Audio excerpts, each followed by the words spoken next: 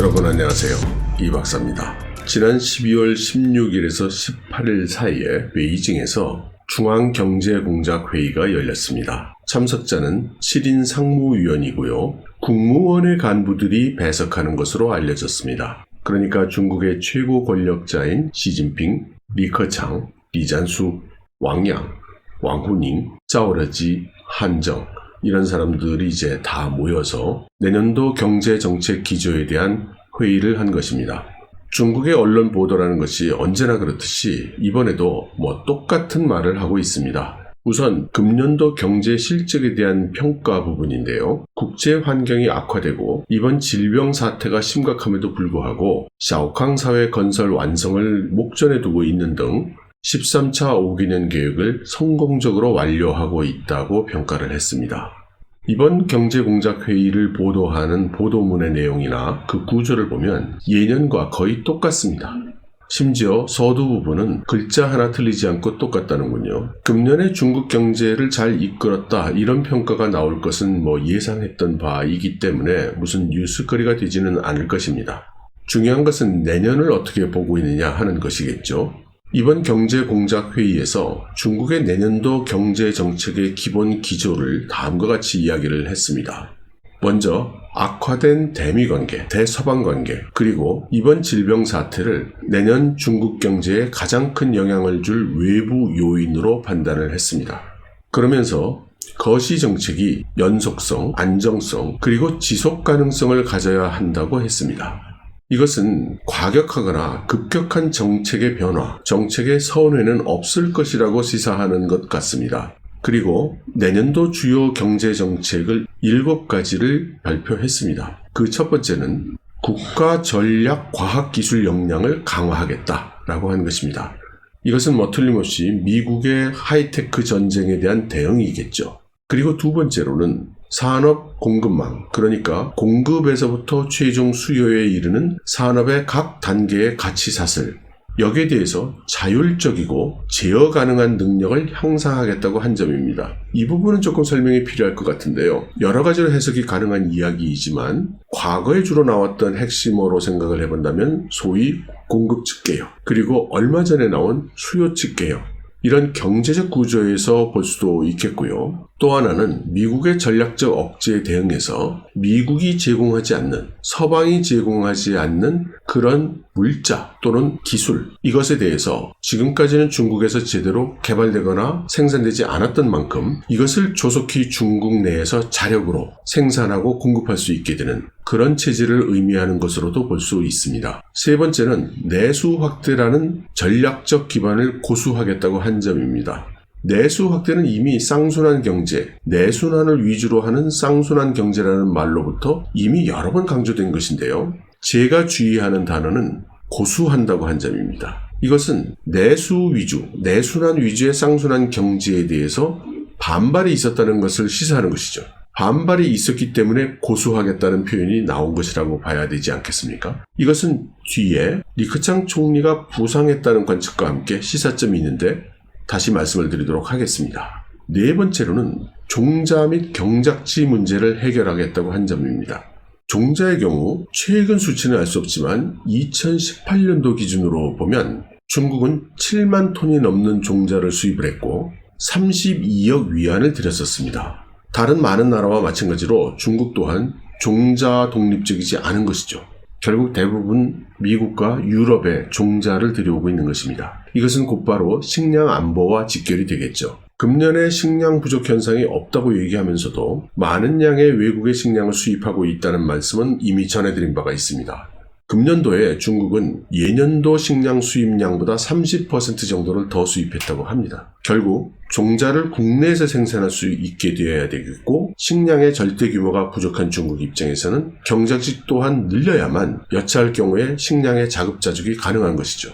따라서 이 종자, 식량 등을 이야기하는 식량 정책도 상당 부분 미국의 전략적 억제를 염두에 두고 마련한 정책이라고 볼 수 있을 것 같습니다. 그 다음 반독점을 강화하고 자본의 무질서한 확장을 방지하겠다고 했습니다. 여기에 대해서는 지난번 동영상에서 자세하게 말씀드렸기 때문에 오늘은 거론하지 않겠습니다. 그리고 나서 재밌는 말이 나오는데요. 다음 정책으로서 대도시 주택 문제 해결을 위해서 장기 임대주택 정책을 추진하겠다고 한 점입니다. 지금 중국의 부동산 버블에 대한 우려가 상당히 고조되어 있는 상태죠. 실제로 집값이 하락하고 있는 상황도 많이 나타나고 있습니다. 그리고 지난번 말씀드렸듯이 이것은 자칫 금융권에도 큰 영향을 끼칠 수 있다는 것이죠. 이 문제를 해결하기 위해서 나온 것이 바로 이 장기 임대주택 정책인 것 같습니다. 이 임대주택 정책은 중국이 갑자기 내놓은 것은 아닙니다. 2, 3년 전부터 이 장기 임대주택에 대한 정책이 이것저것 나오고 있었습니다. 그렇지만 이번처럼 주 정책으로서 그리고 이렇게 소리 높여 나타난 적은 없었던 것 같습니다. 이 장기 임대주택이라는 것은 양쪽 측면이 있다고 생각이 됩니다. 주택이 필요한 사람들 입장에서 생각해보면 중국의 집값이 너무 올라갔기 때문에 지금 실업이 늘고 소득이 줄어들고 있는 일반 사람들의 입장에서는 점점 더 집을 산다는 것은 어려운 일이 돼가고 있고, 그리고 무리를 해서 집을 산 사람들도 부동산 버블의 붕괴 위험에 시달리고 있는 것이죠. 그래서 양질의 저가의 임대주택이 나와주는 것이 이들 주택 수요자들을 고려한 정책이라고 할 수 있습니다. 싱가포르 같은 데서 잘 수행을 하고 있죠. 또 공급자 측면에서 보면 실제 부동산 신축을 해야 될 부동산 기업들이 지금 재무 상태도 엉망이고 경영 수지도 지금 굉장히 악화되어 있죠. 잘못하다가는 이 기업들이 무너져 내릴 수 있고, 이 경우 또다시 대규모의 채무 불이행으로도 연결이 될 수 있습니다. 다시 말해서 이들을 어느 정도 살려내야 되는 것이죠. 그런데 이것이 상당히 모순된 정책인 겁니다. 부동산 업자들을 살리기 위해서는 부동산 경기가 활성화돼야 되고, 그러기 위해서는 부동산 가격이 올라가야 되는 것이고, 그렇게 부동산 가격이 올라가게 되면 지금 실업 문제가 극심하고 소득이 줄어들고 있는 많은 중국 인민들은 주택의 가격을 감당할 수 없게 되는, 이것이 또다시 소비의 부진과 금융의 리스크로 작용을 하게 되는 이런 악순환을 겪는 것이죠. 여기에 대해서 지금 장기 임대주택이라는 안을 들고 나온 것으로 보입니다. 그리고 이 양쪽의 수요를 어떻게 만족시키느냐, 아직 확실한 것은 아무것도 알려진 것은 없지만 전문가들의 추측 중에 제가 가장 그럴듯하다, 가장 개연성이 있다고 생각되는 것은, 임대주택을 건설하는 경우에는 중국 정부가 싼 값으로 토지를 내놓는다, 싼 값으로 토지를 제공한다. 그렇게 해서 부동산 업자들의 수지도 맞춰주면서 실제 주택에 들어가서 살아야 되는 일반 국민들에게는 감당할 수 있는 가격의 임대료만을 받을 수 있게 해주는 이런 정책이 될 가능성이 있다고 합니다. 저는 이 의견에 한 표를 던집니다. 마지막으로 산업구조와 에너지구조의 조정, 그리고 최적화를 가속하겠다. 그렇게 해서 저탄소 환경을 개선하겠다고 한 점입니다. 이건 역시 두 가지 의미가 섞여 있다고 봅니다. 지금 한 얘기를 고지것대로 들어도 아름다운 이야기이고, 또 이 정책의 이면을 생각해보면 이제 중국이 에너지 수입을 제대로 못할 경우를 대비해야 되는 상황으로 가고 있다는 의미이기도 합니다. 지금 중국은 세계 최대 에너지 수입 국가죠. 그리고 원유의 상당 부분을 중동에서 들여오고 있는데, 미국의 전략적 억제가 강화되는 경우 에너지 안보라는 측면을 고려해 볼 때 중국은 만일 미국이나 서방 국가가 발동을 해서 에너지 수입에 제한을 받게 되면 당장 큰 타격을 입게 됩니다.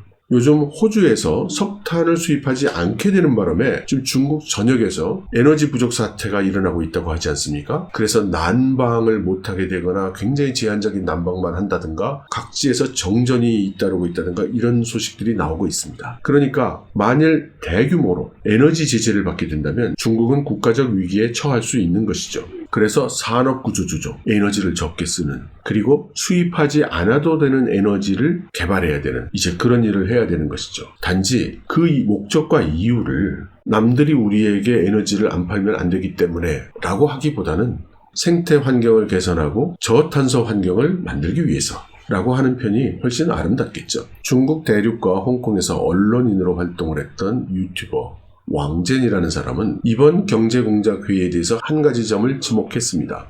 그것은 작년도 경제공작회의의 결과로 나온 말들은 대부분 시진핑 파벌에 속한 류허 부총리의 주장이 많았다는 것입니다. 그의 표현을 따르면 류허의 노랫가락이 흘러나왔다라는 것이고요. 그런데 금년도 경제공작회의에 나온 단어 그리고 정책의 구체성으로 볼 때 이것은 국무원 쪽에서 나온 말들이 많은 것 같다라고 분석을 했습니다. 그리고 국무원 쪽의 단어가 많이 나왔다는 것은 리커창 총리의 위상이 중국 공산당 내에서 보다 상승했다는 것을 의미한다. 이렇게도 분석을 했죠. 저도 왕전의 이 의견이 맞는 것 같습니다. 그리고 아까 말씀드렸던 내수 확대라는 정책 기조를 고수한다고 하지 않았습니까? 리커창 총리 사이드에 있는 국책연구소들 같은 데서 나온 연구 보고서 같은 거를 보면은 이 쌍순환 경제에 대해서 상당히 우려를 표명하고 있었습니다. 자칫 지금까지의 그 수출 위주, 자유무역에 기반한 수출 위주의 중국 경제의 기반을 흔들 수 있고 실제로 내순환 경제로 돌입을 했을 때 중국의 여러 측면의 경제 인프라가 준비되어 있지 않다라는 것이 국무원 계열의 싱크탱크들의 의견들이었습니다. 그래서 저는 앞서 나왔던 고수라는 그런 단어 그리고 리커창 총리의 위상이 당내에서 보다 상승한 것 같다는 이런 판단 이런 분석, 이 둘을 함께 고려를 해보면 국무원 쪽 전문 관료들에서는 내순환 위주의 쌍순환 경제에 대해서 우려하는 바가 많아서 여러 가지 대안 또는 반대의 의견을 제시를 했을 것으로 생각이 되고 그렇지만 미국과의 갈등을 고려를 할 때 류호 부총리 쪽에서 주장하고 있는 여차할 경우 중국 내수만으로도 경제 상당 부분이 돌아갈 수 있어야 된다는 이 의견을 포기할 수가 없다는 것이죠. 그래서 류호 부총리가 주장을 하고 있는 내순환을 위주로 한 쌍순환 경제라는 기본 정책은 고수를 하겠다라고 결론을 내고 반면 리커창 총리 및 국무원 쪽의 전문 관료들이 제기하고 있는 문제점이나 이슈에 대해서 충분히 그 개연성을 이해를 하니까 그렇다면 너희들 의견도 많이 반영을 해서 실제 경제 정책을 펴나갈 때 많은 부분 의견 반영을 하겠다. 이 정도의 컨센서스를 본 것이 아닌가 싶습니다. 물론 모두 저의 개인적인 판단입니다. 다른 한 측면에서 보면 이것이 중국의 경제정책인가 싶게 미국 종속적인 그런 정책들이 많이 보였습니다. 국가과학기술 역량이라든가 산업 공급망의 정비라든가 내수 확대라든가 또 식량 문제 이 모두 미국과 서방의 전략적 억제에 대응하는 것이라고 밖에는 볼 수가 없겠죠.